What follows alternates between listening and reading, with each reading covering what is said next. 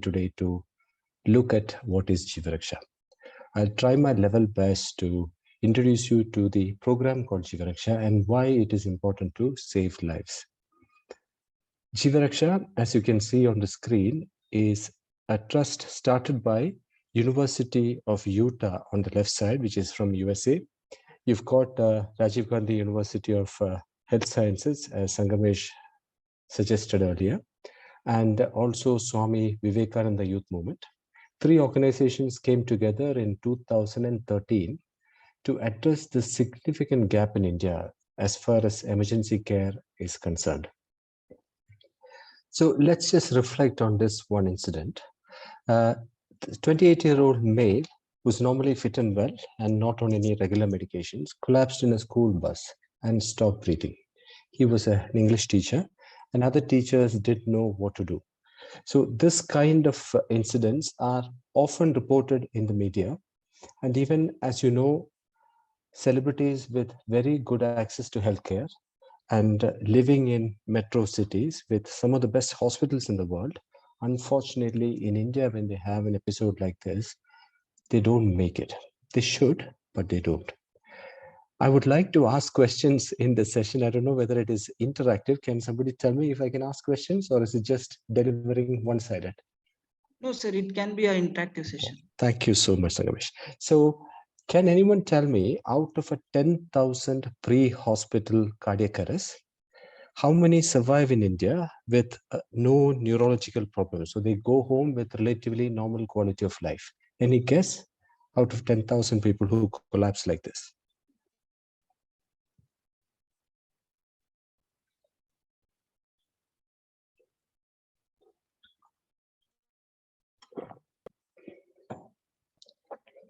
Okay, so I'll tell you the other numbers. In Europe, it is 1,500 to 2,000 people survive after a cardiac arrest.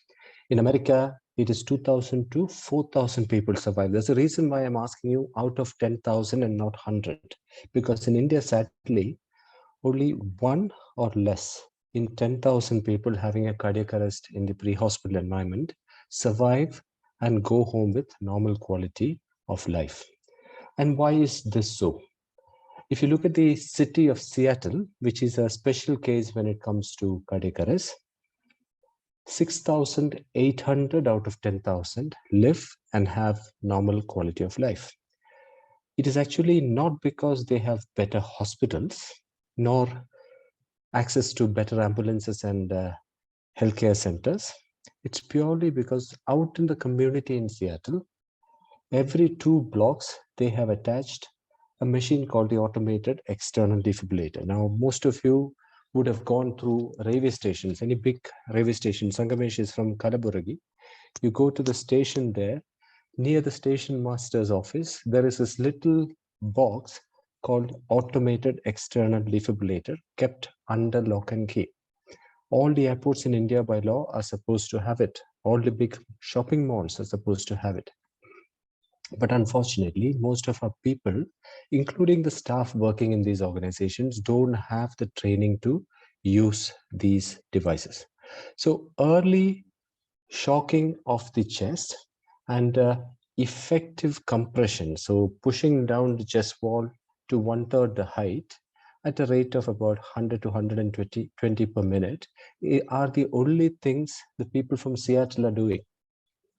And because of doing such simple techniques, they're able to save 6,800 more people out of 10,000 from a cardiac arrest compared to India. It has been for a long time, knowledge has been ring-fenced within institutions. And it's high time that in our country, this knowledge is taken outside of the walls of institution and given to people like you, the young and upcoming generation.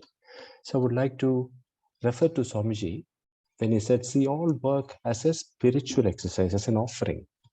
Then work is transformed into worship. If it is done as a mundane day-to-day activity, the quality of worship is not coming out of it. And if you do your work as a worship, you would want to make a difference. And anyone who is 8th standard or above can train in saving another person's life. So quick the review of what is happening in our country. We've got 1.4 billion people. We are the largest population in the world, and 88% of all medical emergencies are seen in small hospitals, primary health centers, small private hospitals, community health centers. So the big hospitals like Mahadevappa Rampure Medical College in Kalaburagi, or many other tertiary care hospitals in across Karnataka, only get to see 12%, 12 out of 100 emergencies. The rest are all going to smaller hospitals. And unfortunately, there are not enough emergency medicine doctors in our country to work in all the small hospitals. The specialty only started in 2009. So to address this gap of lack of skills amongst even healthcare professionals, Shiva Raksha was started in 2013. So 3 R's is what we are looking at. We need to know if somebody is desperately unwell. We need to know what kind of resuscitation we need to give to them. And then we need to be able to pick up the phone and make a phone call to the right place in the right language. So these 3 things, do you think children can do? There are any number of news reports. If you look at the Western media, where 6-year-olds, 7-year-olds are on the phone to the paramedics talking about daddy is not breathing or mummy is not moving, and the paramedics telling them over the phone what to do, and the kids trying to save lives. And many times they have successfully saved the lives of their parents or other relatives. So in the West, it is 999 or 112, the number. In India, the number is 108, as all of you know. So you need to know who is unwell and what kind of resuscitation to give and how to talk to the receiving hospital or doctor. So in 2013, why did we start 2013? Because news reports across Karnataka suggested that lots of doctors and nurses are getting beaten up or abused by patients or relatives. Across Karnataka, suddenly there was a spurt. I'm not going to ask the question because I'm not getting any answers. At this point, we'll ask you, any idea why in 2013 this happened? So many of you might not have even been born at that time. So this happened because we started this 108 ambulance that you can see in the picture across the state. So people who would have otherwise died at workplace, home, or fields or roadside were suddenly picked up and taken across to the small hospitals nearby. They were not trained to look after these patients, and they requested, can you please do something to train us? Because the programs we had at that time to train people in emergencies were all delivered by either American or European or other Western companies. And overall, for a doctor to train in all the emergencies, it cost them 1.5 lakhs in 2013. And on top of that, they had to travel, they had to stay, too expensive for our rural healthcare professionals. So Jiva Raksha came as a solution because of that huge challenge. So it's world's first comprehensive emergency course, and it is accredited by Rajiv Gandhi University of Health Sciences for 5 years. So anyone who's completed 8th standard amongst you can also do the program. My daughter is doing 8th standard now, almost towards the end. She just completed the program a month ago. If we don't have at least one trained person in the family, and Karnataka is supposed to have a 6 crore plus population, so if we don't train at least 1 crore people in the skills, and if people who collapse at home don't get this care, then we will still be complaining about less than 1 in 10,000 death rates. So the organization vision is to save lives by assuring quality emergency healthcare. And the mission is to equip not only healthcare providers and institutions, but also public, students, teachers from different modalities with knowledge and skills of current standards, assuring timely, collaborative, and very important, cost-effective. We are not a very rich country. And quality emergency care services to save lives. So the objectives are education and training, research and development, and relief and rehabilitation. If there's an earthquake, like what just happened in Turkey or Syria, including every one student in a university or every healthcare worker in a hospital or every employee in a government organization, can all be very valuable, helpful volunteers in finding people who are trapped, in saving their lives if you had done a program like this. Now, I'm only going to talk about the third line here. So basic emergency care and life support. It's a one-day program, and citizens with 8th standard education can take it. Any graduate can be an instructor of this program as well. So this is not limited to only healthcare professionals teaching. We want as many graduates to come out and teach too. If we can get one instructor per village, we can fulfill the dream of 1 crore being trained across our state. So what is this program? It is a single standardized comprehensive program to teach skills to manage most emergencies in a platinum minutes in an outside of hospital setting. So it teaches you how to deal with heart attacks, broken bones, burns, cardiac arrest, as we explained before, something called choking when food gets into the windpipe and blocks and the patient can't breathe or talk. You need to do something straight away. What do? We do read about it in the newspapers that a young kid eating samosa from Udupi choked to death. Nobody knew what to do. Old gentlemen having biryani choked to death. We also teach about diabetic emergencies because unfortunately our country has become the world's capital in diabetes. Snake bites too. So the point here is we are teaching emergencies that happen in India with Indian scenarios, and the whole program also is made in India for our people. Now it's a very, very hectic course. So people who are studying in Sathya Sai Institute of Human Excellence, Sathya Sai University of Human Excellence, I'm sure are used to discipline, hard work, regular prayers, and looking at work as worship. You know what karma means. You know what pranic energy means. So this program needs your full attention. You need to be present in that moment and learn a lot of skills. 70% of the program is skills. Only 30% is theory. There is technical skills like what you can see there. 4 people trying to rotate one person who has had an accident without breaking their already broken spine. Normally what do? We hold at the arms and legs, swing them and put them into a auto rickshaw or a jeep or a tempo traveler or something like that. If they have a broken spine, it will get displaced and this individual become paralyzed for the rest of their lives. Big damage we can create by not knowing what to do. So such technical skills as well as non-technical skills like leadership, teamwork, communication are also covered in this program.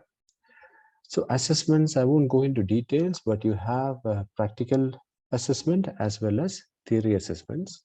We give you mentoring. So each 8 candidates will have one mentor for 2-week period before you take the program. So overall, as a project that started in 2013 and the first doctor's course in 2014, we now have around 32,908 one-day program providers, that is the basic emergency care life support providers. We've also signed memorandum of understandings with other universities other than Rajiv Gandhi and covered countries other than India like Morocco, Uzbekistan and Bhutan. So what we find when we go to train in such places is the emergencies are the same. The lack of resources are the same. The willingness to help is the same. And Swamiji himself has said, you have to love beyond borders, beyond caste, beyond creed. Life is the same everywhere in the world.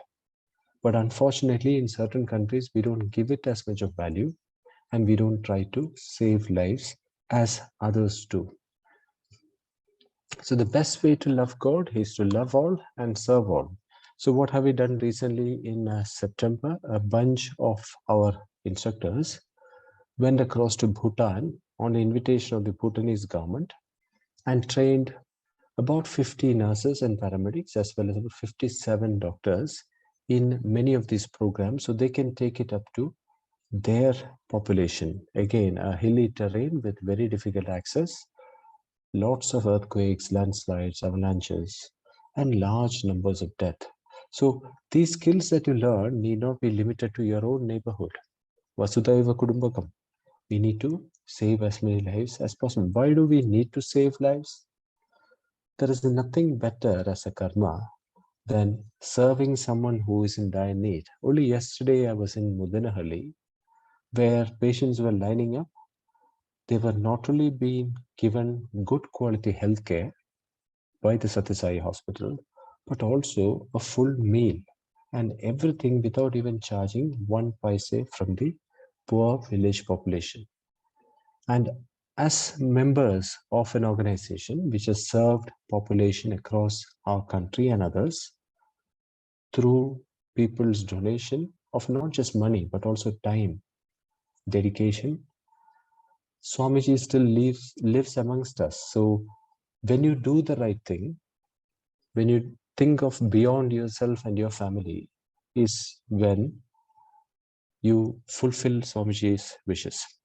So with that, I will stop this quick presentation because I wanted to talk to you more rather than hide behind a PowerPoint.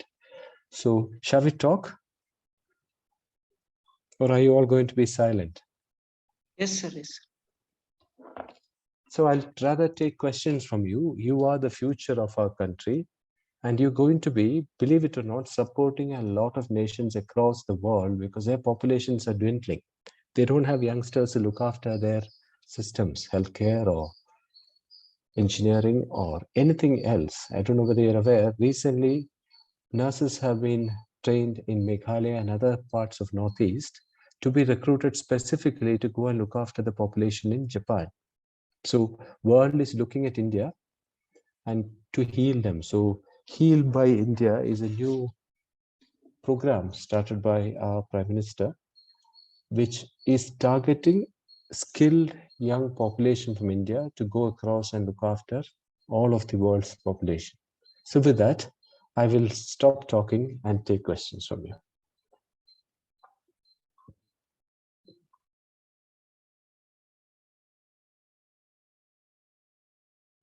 Sir, I would like to ask a question, sir. Please go ahead, Sangamish. One of the most important aspect of providing emergency care, especially among those who are unqualified, is not to panic and to maintain that calmness. So what are the measures adopted by you to develop this? That is a very, very good question. Thank you. Actually, Swamiji has covered this. Do you know the answer? When you get stressed, how do you manage your mind and make it calm and take the right decisions? So I will answer. The stress response of our body is based on the breath. So if you are stressed, if you already have the knowledge, you've practiced it enough, but you still are stressed, if you control your breathing pattern, your stress levels will come down and you can perform at a very, very heightened level. You would have seen it when people like Usain Bolt are about to run their fast-paced race. They take deep breaths and just slowly get it out. But to be at a place of very high quality of skills, there is only one thing: practice, practice, and practice. So when you are taught how to save someone's life, those skills, if you practice as a team, if you practice as an individual, and run mock exercises. Yeah, many places do fire exercises. There is a fire in the building, what you do. I can see Kalaburagi students sitting in a big hall with windows and maybe a door at the back, and I'm assuming there is a door at the front too. So if there is a fire, how do you quite calmly exit the place while taking everyone with you? If you all start shoving and pushing through the door, many will get trampled, and we get so many instances of temple or other big gathering trampling. Recently in Andhra Pradesh, quite a few trampling incidents happened. So how do you keep calm?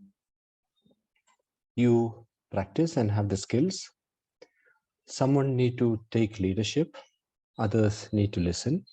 And on a personal note, try and control your breathing pattern. You can actually think clearly and do the right thing.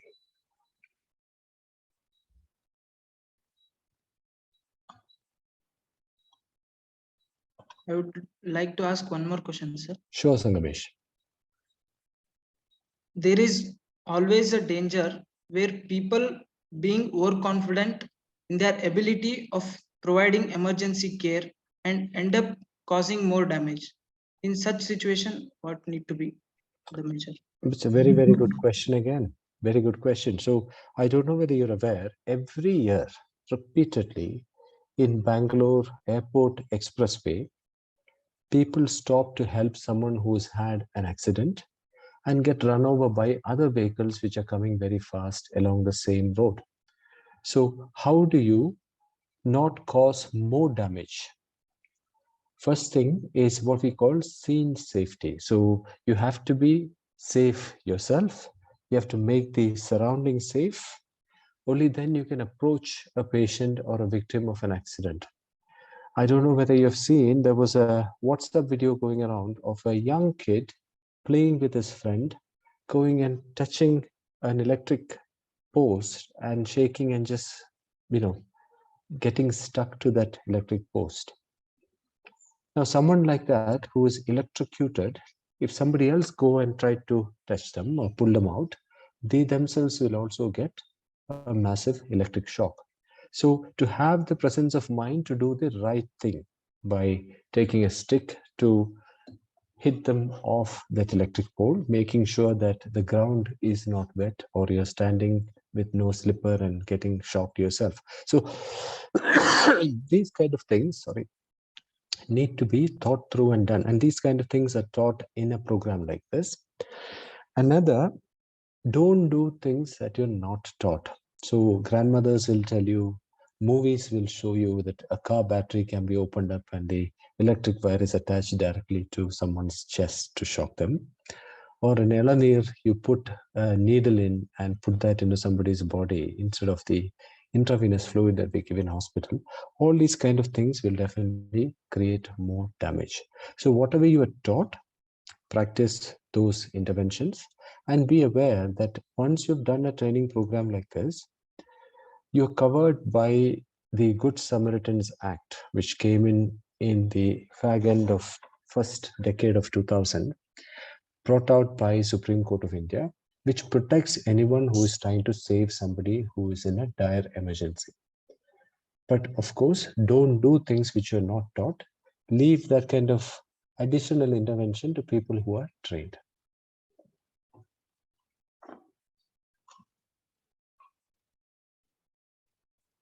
So we have one more question, sir. Sure. It's from one of our PG student. What is a student taking a PG in? Physics, BSc Physics. Excellent. Please ask. So his question is how to distinguish between the cases which require involvement, like the person's involvement, and those who do not. Okay. So that is an easy question to answer. So those people who need your help are either unconscious or lying in the middle of a road where there is lots of traffic. So they are in danger. They can't move. They might have only broken a leg, but if you don't move them safely somewhere else, they might die. Such people. Or people who are not breathing. So somebody has jumped into a pond and was pulled out because he was not moving, and you look at them, they're not breathing. Somebody who can't keep up their own breathing, and someone who is not conscious, or someone who can't move out of the way of danger. These are the groups of people who need your help. Somebody who's talking and walking, who can walk with you to somewhere else, they only need guidance, not significant help from your side.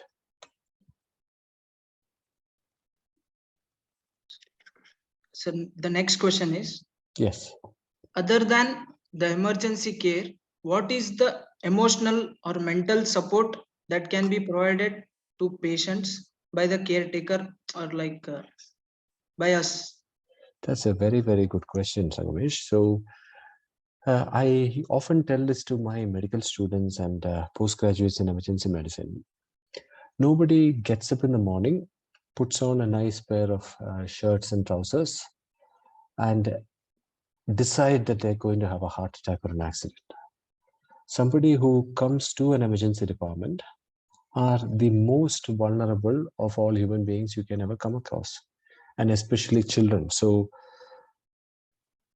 empathy is a word I want to bring out here. So when somebody is in a real bad situation, empathizing, so understanding or trying to understand what they're going through and being supportive in their suffering and helping them to alleviate, to reduce that suffering is the right way to help somebody in an emergency.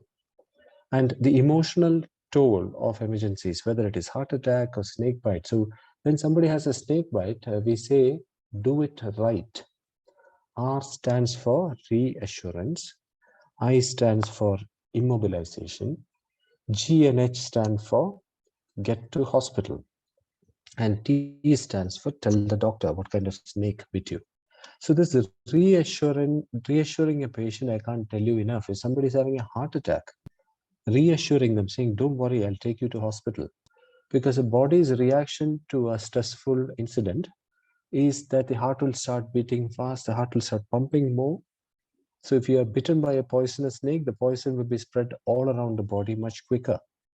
Or if you're having a heart attack, we call it a pump of the body. You saw that in one of the first slides. So when the pump is working overtime because you're stressed and there is not enough oxygen going into the pump, the pump will fail much quicker. So reassuring somebody, being empathetic with them, giving them painkillers, sometimes just holding someone's hand when they are in heights of pain and stress. This we advise a lot of our healthcare staff to do. Only like last week or the week before, Supreme Court has amended the laws of living will in our country. So when somebody is suffering from a terminal illness and they are in a lot of pain and suffering, if they decide that they don't want any more intervention or healthcare, they just want to go in peace, just sitting by, holding their hands, praying, talking to them, being there with a kind heart will make the biggest of differences to people who are suffering.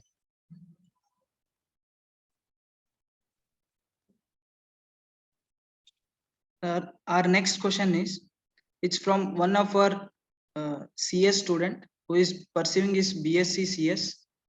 So his question is, sir, can AI be used in training sessions for teaching emergencies, and can it be more efficient than human attempts?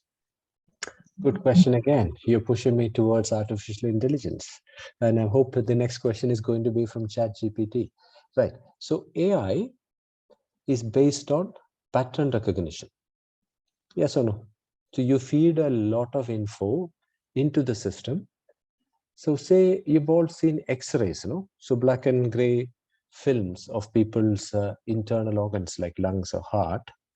So if we put in a lot of normal and abnormal X-rays into an AI system and tell the AI that this is pneumonia, this is trapped air in the lungs, this is the heart being too big or too small, the AI finally will start recognizing patterns. So routine medical care can be,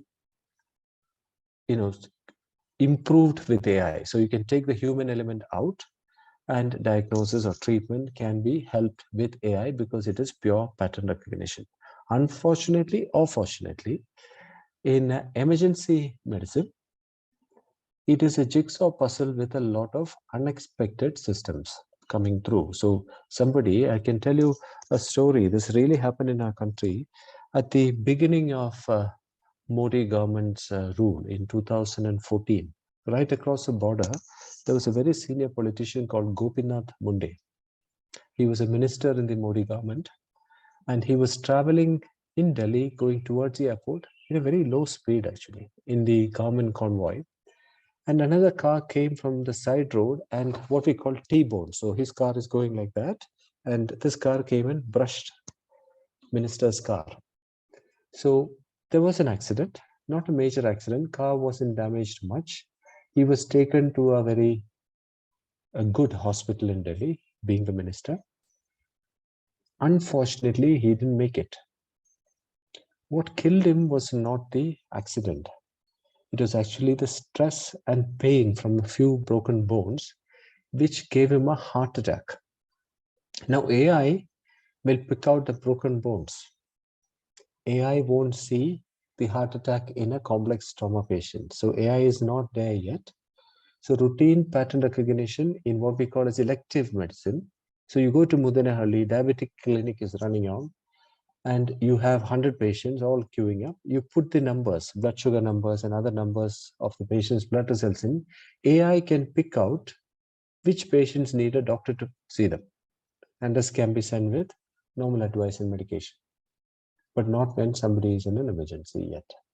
And I believe that you need the human touch when somebody is suffering from an emergency, because that goes a long way beyond just the treatment.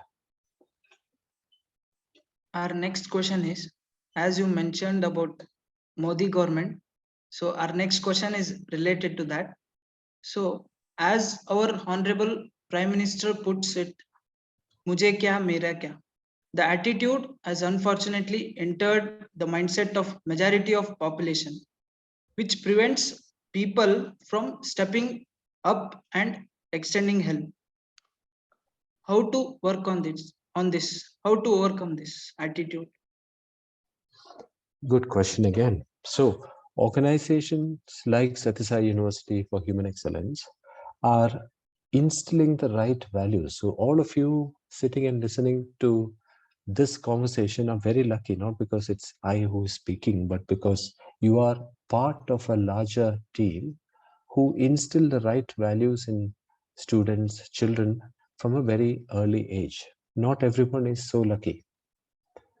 The only way to create a tsunami of positive opinion, positive thinking, and positive action is by telling the good stories, talking to the ones near you. So if I wanted to have 1 crore people trained in this program, so every family can get an intervention when they are in an emergency, how do I do it?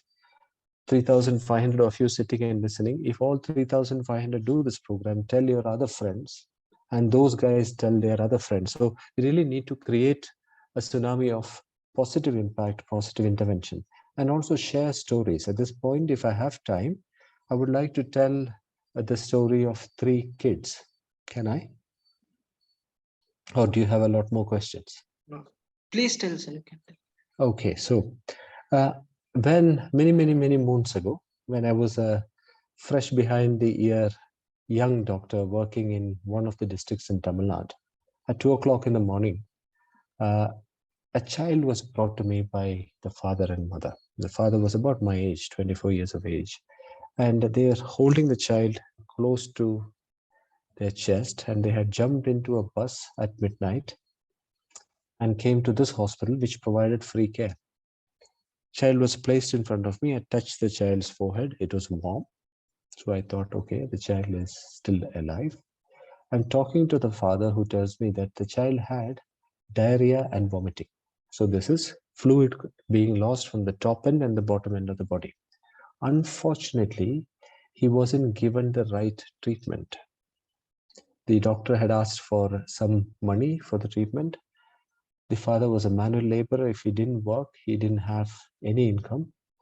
The father and mother were drinking tap water for the last 3 days when the child was admitted in that hospital. So even though they had the little tube that goes into the vein and lots of intravenous fluids in that hospital, government hospital, the child was not provided that treatment. So when the child started gasping, breathing with a lot of difficulty, somebody told him, go to this hospital in Tamil Nadu, you will get better care. So he had come to me. So I was automatically, as you're talking to the parent, I was trying to extend the hand of the child to put a needle in, and the hand was stuck.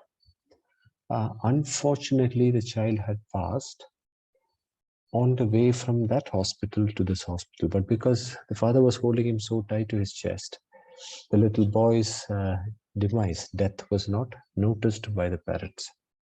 And I looked at his eyes, dry eyes, big wide pupils, looking at the cruel world that we live in. And he is long left this world of suffering to somewhere better. It impacted me very, very heavily because at the age of 24, when you just completed your medical degree and you think you can cure, you think you can care, and when you come across an experience like this where your own senior colleagues, despite having the resources, putting a price to young children's lives, and that is the reason why I decided to take up emergency medicine, because emergency medicine, your little interventions go a long way and you're looking after the most vulnerable of patients. After starting this program in 2018, I got a phone call from Mysore by a lady who was crying on the phone. I was finishing up after a course somewhere and getting ready to drive back to Bangalore. Got a phone call and the lady was crying on the phone, saying thank you. So after calming her down, I asked her to tell me what is going on. She, with her 1.5-year-old son, was out in the park in Mysore for an evening walk. Somebody had given the little child a little toffee. Mother was on the phone talking to someone. Child put the toffee in his mouth and the toffee got stuck in the throat and the child couldn't breathe. So mother got alerted because the child was pulling at the bottom of her churidar. She looked down, child's face is blue, eyes are bulging. And she said for the longest 32 seconds in her life, she didn't know what to do. She panicked, she shouted for help, but she forgot what we had taught her. She's an instructor in this basic emergency care and life support program. You can see the same incident in her own words. If you go to the YouTube channel of Jeevraksha, it's called Jeevraksha Videos, she talks about this incident. For 32 seconds, she panicked. Sangamish asked the question, what do you do when you panic? When you panic, you forget your basic actions and you might create more damage. But then she realized, oh my God, I've been taught what to do. So she put the child on her lap and started slapping at the back, and then turned the child and started pressing at the front. On the third cycle, the toffee came out, the kid started coughing, crying, and the blue color went away and he came back to life. In the shock of saving her own child's life, she had called up to say, thank you.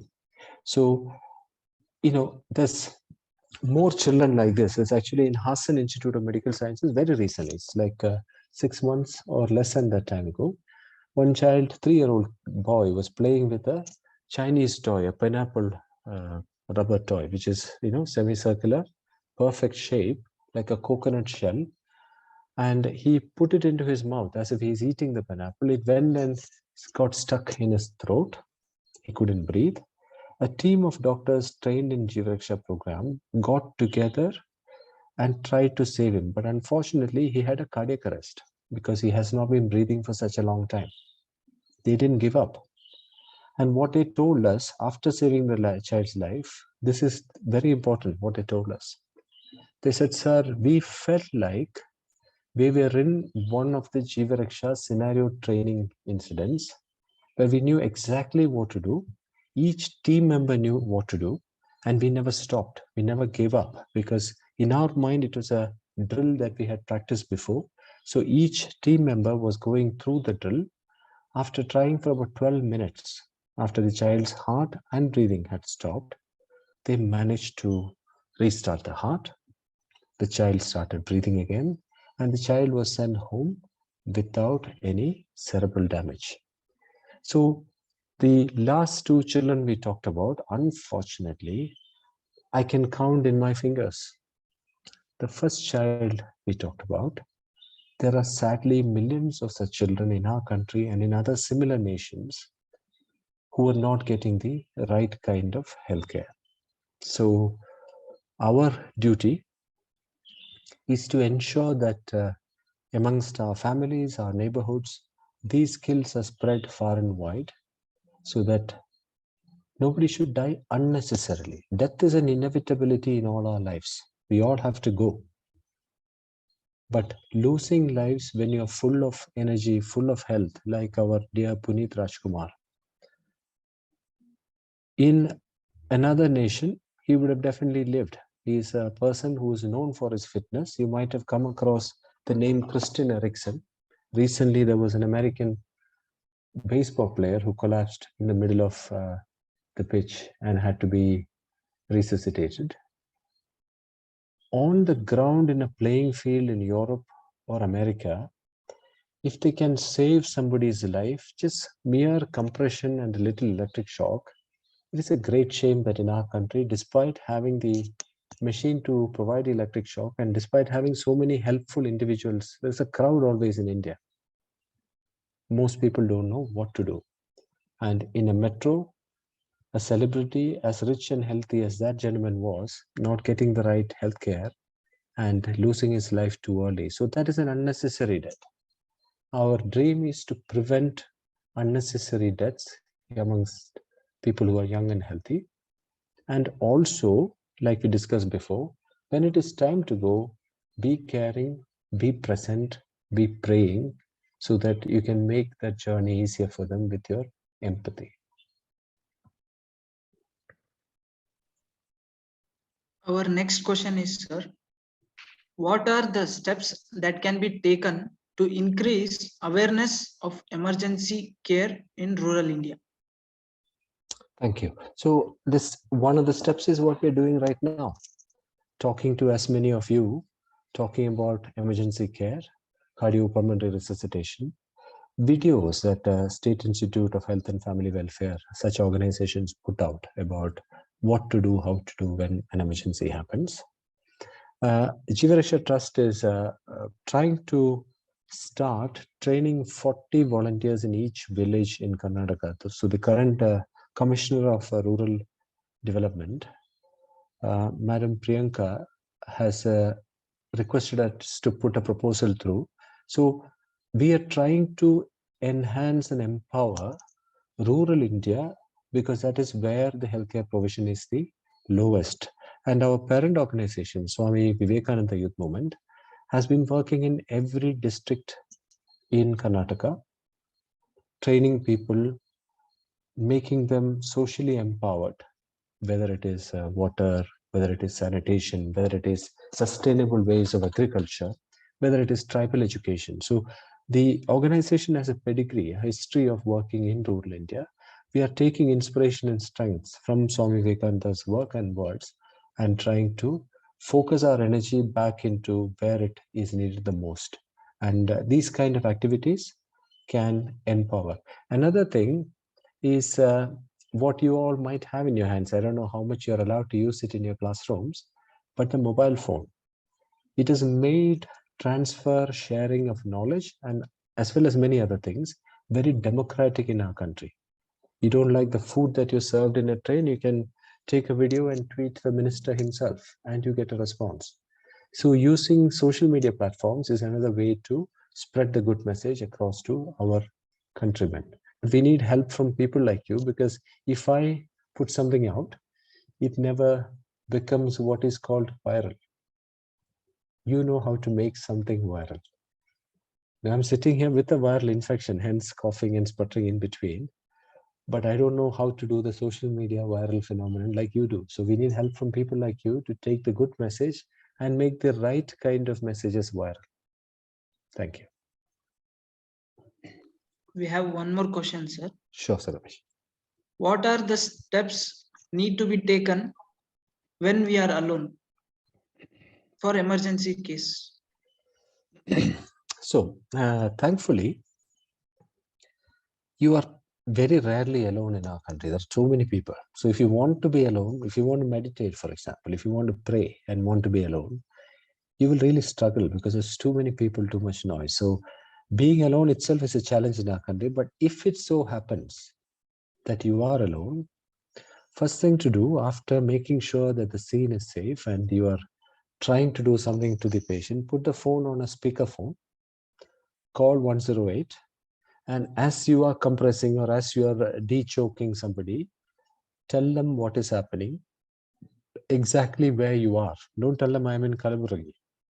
Tell them I'm near the Basava temple, just behind the temple, in front of the lake, where the stalls are. There is somebody on the ground. So give them specific information where you are, so that they can come to you. And nowadays, ambulances are coming within 10 to 20 minutes kind of duration. And also, if you don't have a phone, shout at the loudest of your voice, help. Ye Rav Bandira. Shout really, really loud. People will come. Thankfully, we are not a sparsely populated nation, and it's easy to get help.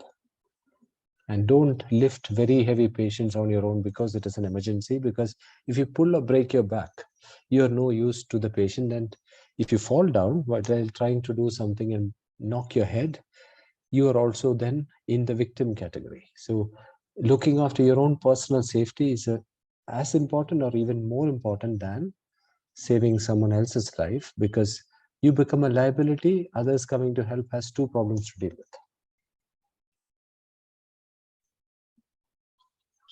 Sir, Yes, as sir. you mentioned that you visited the hospital in Muddenhalli and witnessed the work taking place there. Can you please share your thoughts on this regard? Yes, thank you, Sangamesh. So I am 47 years of age. I might look 74.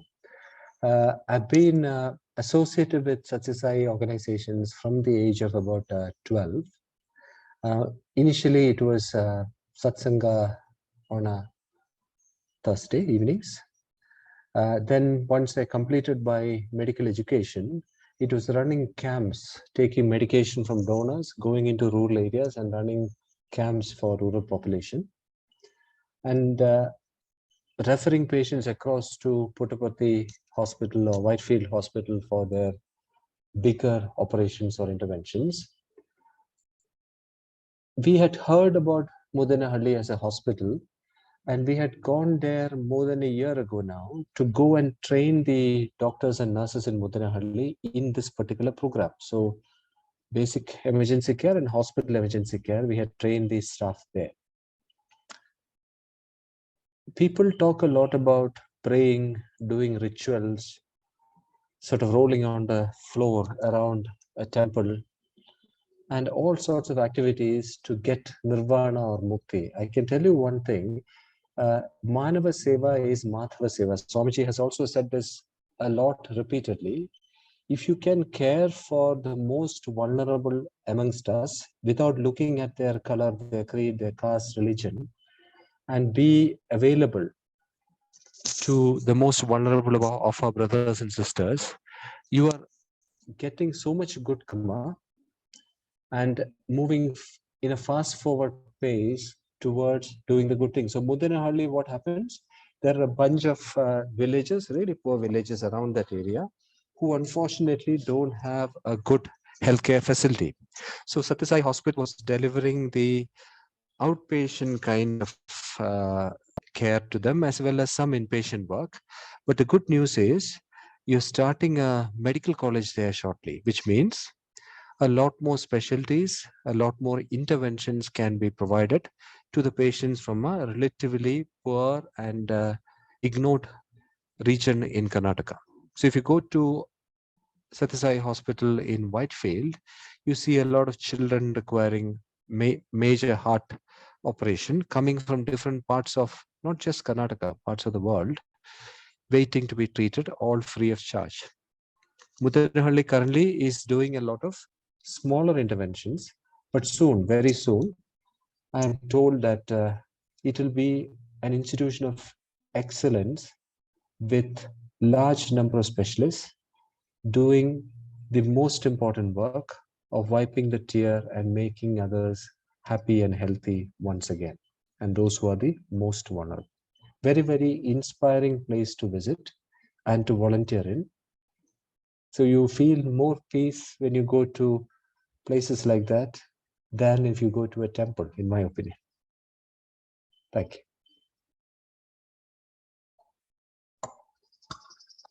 Sairam sir, Yes. it was a very informative and inspiring session. On behalf of the university and all the students, I would like to offer our collective gratitude to this very session, to the time which you have spent with us to give the information about your trust, and also what are the measures to be taken during emergency situations. Sir, also you'll be happy to know that this whatever emergency care which you spoke about is included in our course or in our curriculum. Fantastic. So we have something called self-development course, in which this is also a part, where we are taught what are the measures to be taken when such emergency situations happens, like basic first aid thing, what need to be done when someone is bit by a snake, or what need to be done when choking happens. Also, our institution ha-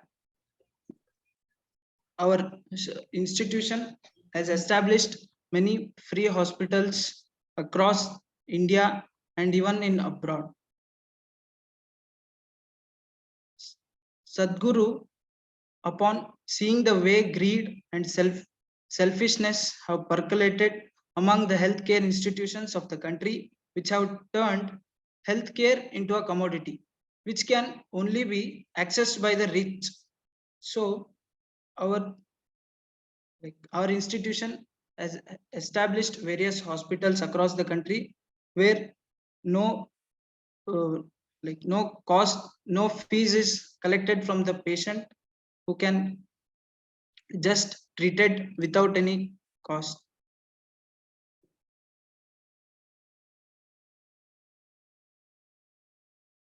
We would also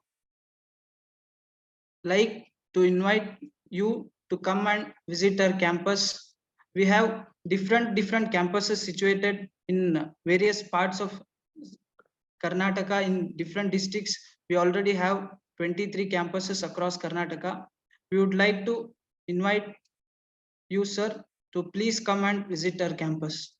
We would like to end the session with university prayer. Thank you.